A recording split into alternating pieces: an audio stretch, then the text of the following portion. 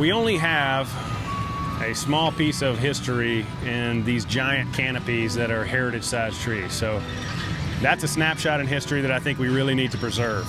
These trees have been around, some of them 300 years, and they've seen a lot more than we have. It's really dependent upon us to help preserve that tree canopy and that portion of history. It's really hard to wait 150 years for another small tree to grow. I knew I had a passion for the outdoors from an early age. I ended up in this industry, I believe, because I could make this my office to some degree. I think trees are a very unique part of our outdoors, and I feel real fortunate that I can work in this industry, work for environmental design. You know, I feel like we're kind of the leaders in the world, to be honest, with what we can do and accomplish. And the people that I work for here and that work with me make it all happen. This project in particular, I think, exemplifies why large heritage trees should be preserved. Well, this tree was actually in the way of some other construction, so it was a decision to either relocate it or remove it. And obviously, because of its size and longevity, it was determined that relocation was the best option. Heritage trees are large, protected classification of tree. In this case, a live oak with a significant center diameter around the trunk that identifies it as a tree living over 100 years or more. The particular tree we're moving today has a 40-inch diameter trunk. It's in excess of probably 400,000 pounds, based on my latest calculations.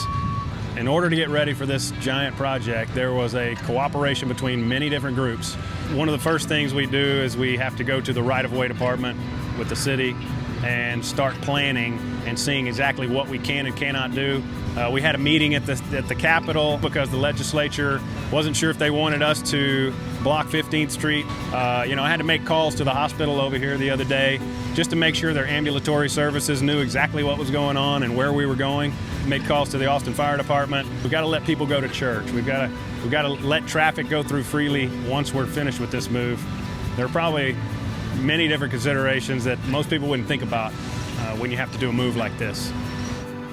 Environmental design as a company has been around for over 37 years, and we've performed some of the most difficult tree relocations and tree projects, preservation projects around the world. From relocating trees in Dubai to moving trees across the ocean from Hong Kong. We can pretty much move any size tree there is. Just how difficult is it? And we feel like we are the best problem solvers when it comes to engineering a tree move in the most difficult situations. Arbor lift is a method patent that we came up with a few years ago, using a series of pneumatic air cylinders below the tree's piping platform. Creates a real steady base for what we're trying to move, and there is less contortion, less movement within the root ball, which equals to a greater chance for survivability. I have probably moved hundreds of heritage-sized trees, many of which I drive by every week on my way down I-35. 99.9% of the population has no idea that these trees have been relocated. And I feel a pretty nice sense of passion and pride for what we've accomplished in the past and what we plan to do in the future.